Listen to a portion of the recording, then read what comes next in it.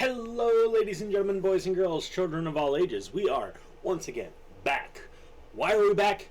Look at the title. We are going to discuss the confirmed class of 10.0 Dragonflight. Now, how is this class confirmed, you might ask? This is released before April 19th, when we would be getting the official confirmation message, the official confirmation post, where we would be getting anything and everything related with the official class of 10.0. How do we know that there's a class coming?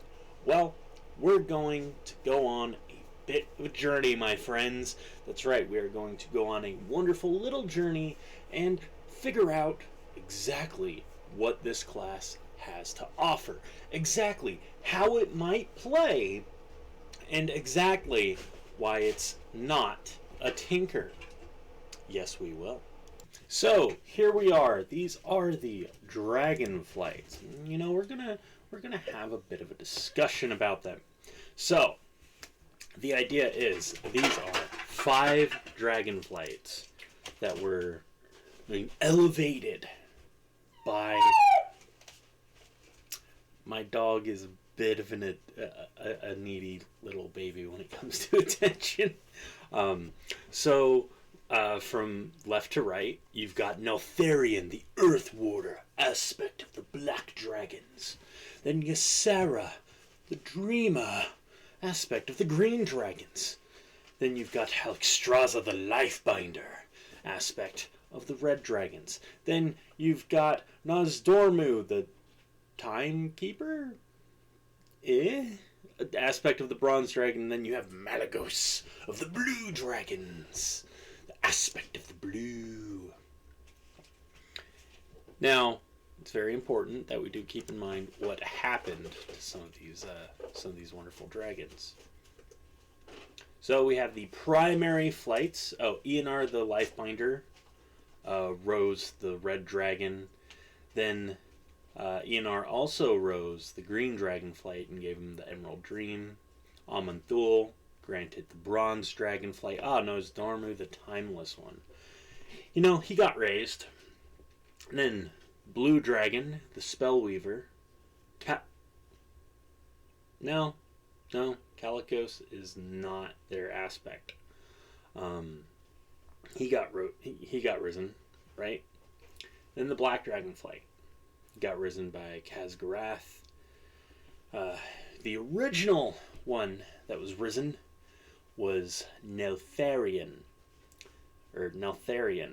Then Nefarian took over along with Onyxia and blah blah blah. Now we have Rathian, the Black Prince, at one point referred to as the Black Emperor, and Abyssian, his brother, and Sibelian, I guess, is still in the Outland area. But there are lesser Dragonflights. These are very important because these Dragonflights represent threats to Azeroth. You've got the Chromatic Dragonflight, the Infinite Dragonflight, the Netherwings,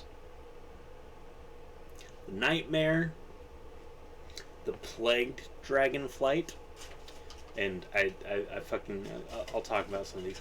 The Storm Dragons and the Twilight Dragons. Now, the Storm Dragons aren't really associated with anything. They're just kind of like more sort of primal. But the rest of these kind of represent something. The Chromatic and the Twilight Dragonflights are kind of bad guys, but the Twilight Dragons eventually became the Void Dragons. The Plagued Dragonflight is Galakron's creation. The Netherwings, they're just kind of off. Infinite Dragonflight, they're the dudes that show up and are like, we must stop this from happening so we can fuck with the time streams. And the Nightmare Dragonflight, created by Xavius by corrupting green dragons. But there's always a way to make more. And then, of course, you have the non-dragon members, the Dragonspawn, the Draconids, Dragonman, Dracodon, and Undead Dragonkin. Now, what could these be? Well, let's look at the Draconid. That looks like it could be a race. But you might be saying, well, what does this have to do with the class?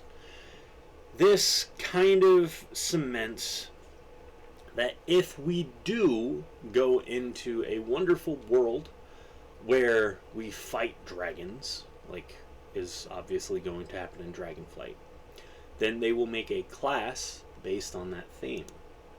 Now, of course, we can't be talking about this without talking about the big boys themselves. The dragonsworn. Oh man, the light does not agree with me. 1 second. Okay, that hurt a little bit. So, dragonsworn. What are these? These are mortals that pledge themselves to a dragon and thus get their power. Now, you can read through this page. I'm not going to. It's just like most of these are just druids. But dragonsworn have always existed, even though there are some people that are like, it's not canon. It's not canon. Tinkers are the next class. Dragonsworn exists. Blue dragons favor talented magi, but a trustworthy priest or paladin might also gain their interest. Druids serve Ysera. Night elves are extremely common. More dragonsworn are in the Alliance and Horde, primarily because the night elves are still the most common dragonsworn of the fights, except for black, but that's something to touch on here later. Most disciples aren't affiliated with either faction, but a few belong to other organizations, such as the Argent Dawn or Cenarian Circle. Dragonsworn serve as the eyes and ears of the Dragonflight, which means those mortals you see serving are more than likely Dragonsworn. A devotee of the aspects might join a group of adventurers to better serve their flight, perhaps to find a magic object, or just to learn more about the world. In such a situation, knowledge is the greatest weapon. They may learn secrets and magic unknown to the rest of the world. Fairly certain all of that came out of the TTRPG book. They can speak Draconic. People are like, oh, well, we're obviously going to a cosmic expansion next, because in case you didn't notice, like, there was Draconic speak, and thus we're going to the realms of life, and it's going to be lightless void. It's going to be on Azeroth. Very obvious.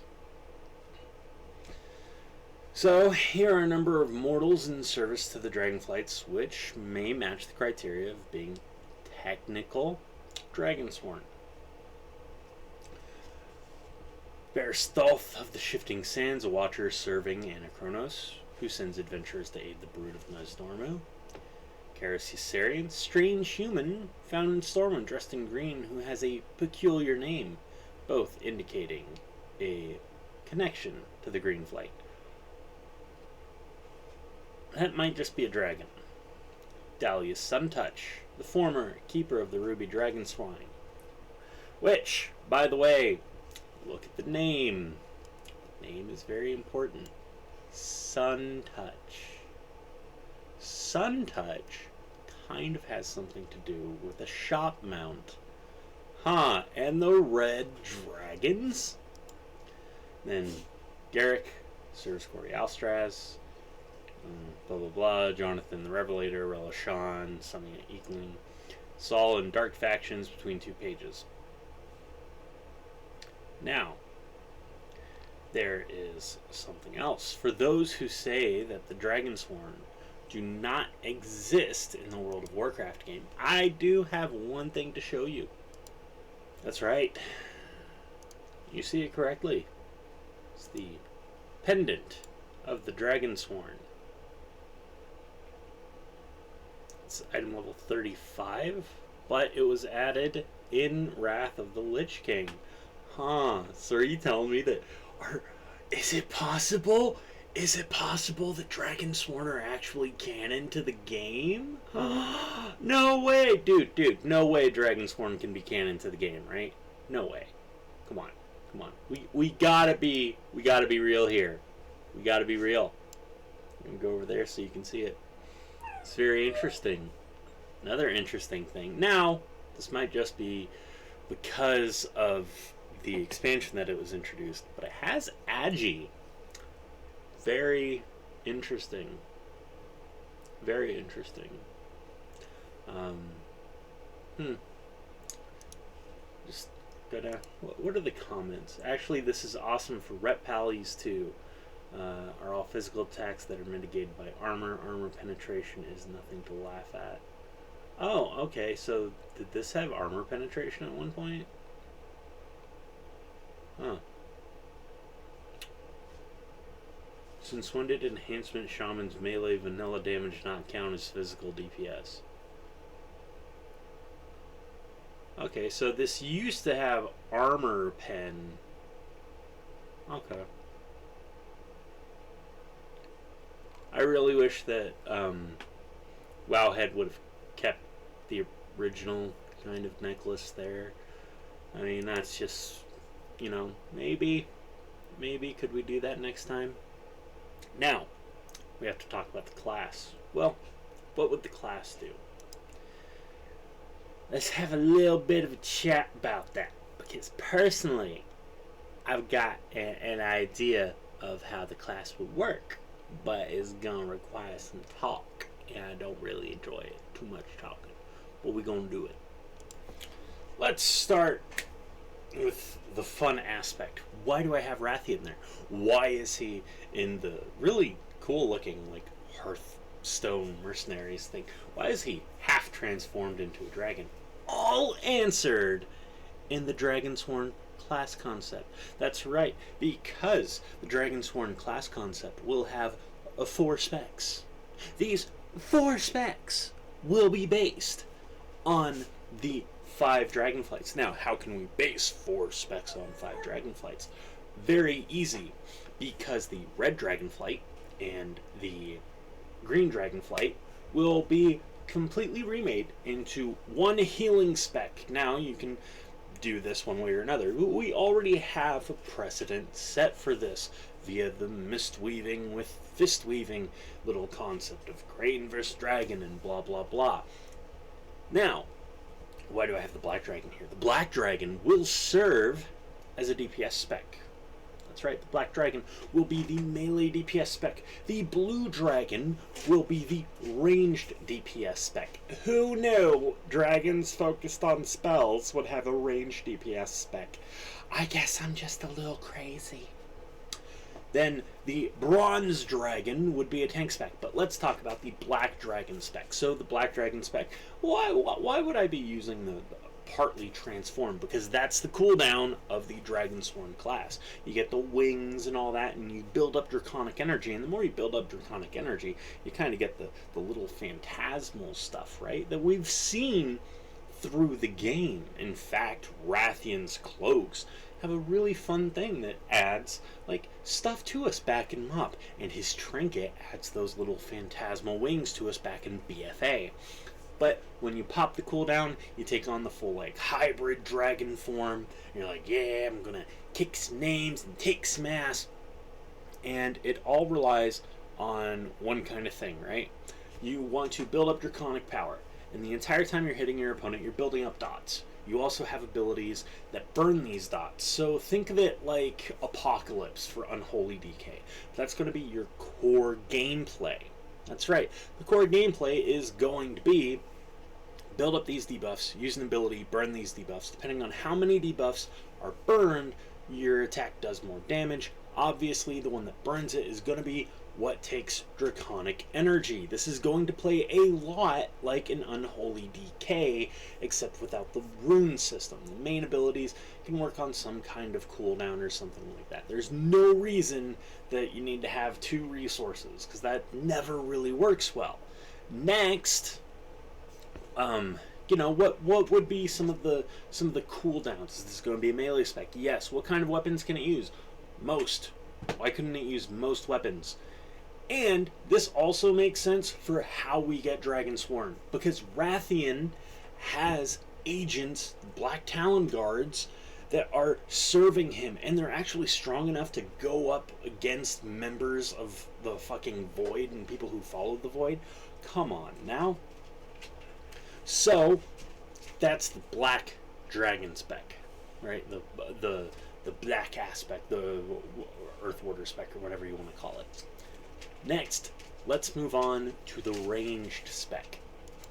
This is Malagos, the Spellweaver, the original aspect, the only true aspect of the Blue Dragon. Now, why, what, how would the dragonsworn ranged spec play? Well, obviously, again, you can use any weapon, but you want to go for the int weapons. Why do you want to go for the int weapons? Well, spells. Now, what kind of spells would you be using? Obviously, arcane. There's plenty of spells you could use, plenty of ways to boost, draconic ways. Have your magic dragon breath act in a different way than your black dragon breath, or your red dragon breath, or your green dragon breath, or your bronze dragon breath. Stuff like that. Really easy to work. It doesn't have to work like the black dragon spec, obviously. What you could have happen, what I think Blizz would do, is kind of work it like arcane, where you have mana, obviously. Each spell you use gives you a buff, and you can use another spell to use the buff, and so on and so forth.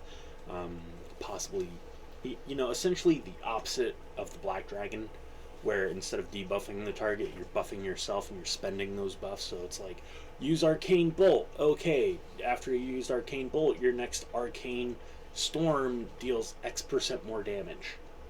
And you just keep building that buff up until you can't, and then you pop it. You would still be building Draconic energy, obviously, so that would kind of help with the flow and be a secondary playstyle to what would be you. Just making sure that you could hit hard, prepare everything, have all your buffs up for when you pop your cooldown to go into essentially void form, and then be great. To be like, this stuff's too much on other classes' play style. Other classes' play styles have been stepped on since fucking vanilla. The really cool thing here is it gives people more things. I don't like DKs. I don't like DKs. I like the aspect of the unholy DK. I don't like frost or blood, because I just don't. I don't. It's not something I enjoy. Next! That's right. We have the tank spec based on the bronze dragon Nozdormu. Now, you might be asking, how would a bronze spec tank? Very simple. By doing the same thing that the monk does, but using time instead of, stagger it off, because martial arts, you pause the damage. And it'll come back to you, and you have cooldowns that allow you to extend the amount that you can pause, stuff like that. In your draconic form, you erase it. It's erased from the timeline. Now you can have plenty of different cooldowns, one of which I think would be cool is where you create a time remnant, where it starts taking a certain percentage of the damage that you take. That's transferred to the time remnant. And maybe include a bit of a cheat death aspect, but if it takes too much more damage than what would kill you, then you're dead. Essentially make it like Purgatory for blood DKs. It would be really cool. How it would play, you would build Draconic energy with each of your attacks. Have it build kind of like Fury or Pain or whatever it is for the Vengeance Demon Hunters. And I think it could work. It could be a really, really fun spec. People be like, bronze dragons should be melee. And those same people are probably like, blue dragons should be melee because they can be spell breakers. This is the best picture that I could find. Literally best quality. Because if you type in Alex Straza and Ysera, you get a lot of fan fiction. And a lot of fan art. So, Alex Straza and Ysera would essentially operate kind of the same, maybe different stances for the two dragon flights, much like Crane stance and Dragon stance, where Ysera would be more focused on heals over time, get people up, maybe buffing them with some damage reduction. Alex Straza would be, hey, increase your damage by 1% while you have this up, or, you do damage to heal, your fire breath deals damage and heals everyone that you have your hot on, whereas your emerald breath would just heal everybody and debuff your opponent with something. You could have anything like that, really. And I like it. I like it a lot. In fact, I did use this concept on my leak back in the day. And people liked it. So I have been, it's been another 20-minute video. Very doubtful that anyone has watched to this point, but for those of you who have, I do thank you. Have a wonderful day.